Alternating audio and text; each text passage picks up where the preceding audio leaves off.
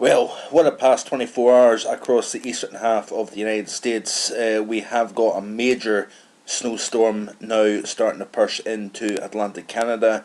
The northeastern half of the country essentially shut down. We've seen storm surge pushing into the metro Boston area, so really pretty remarkable scenes. This system right up there with some of the greats of the past.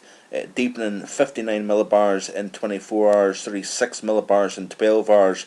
So that has been a remarkable storm. Wind gusts in excess of 100 miles an hour over parts of Nova Scotia as well.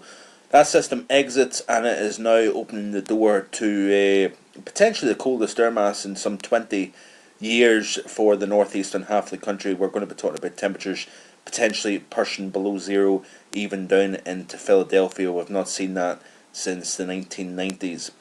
But thanks for clicking on to the Friday edition of Vogan's US Outlook. So we're looking at the GFS. You can see here the system, a monstrous wind field now exiting the playing field, and through the course of tomorrow morning we're going to be talking potentially about temperatures down below zero.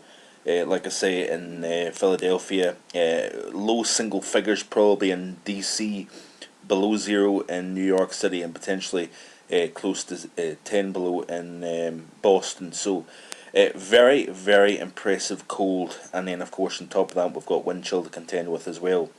This air mass is going to hold for a few days into the northeastern half of the country, and then we're going to see the air mass start to change over, because what we're going to see is that area of high pressure drift south.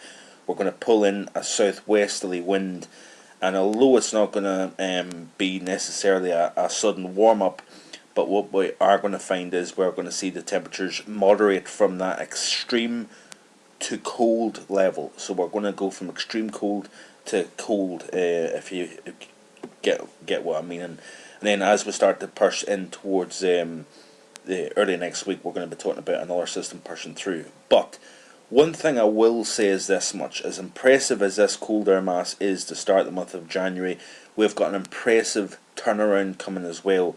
You can see that in the GFS. Let's have a quick look here and see if I can just pull that up for you here. A very impressive turnaround coming. So we're going to have what has been one of the coldest opens to a January, potentially on record.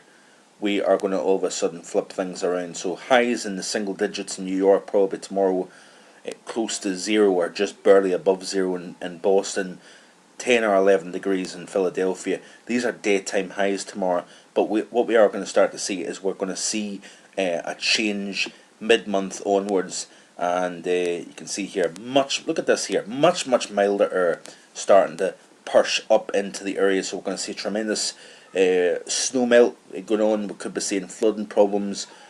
Temperatures are going to go from single figures potentially up into the 40s, maybe even the 50s for New York City in say a week or so from now. So we're going to see a big turnaround, folks, to this pattern. Very mild up and down the eastern seaboard here, as you notice here, Friday morning next week. This is a week today. But we are going to see a resurge of cold air coming into the plain states here, particularly the north plain states here.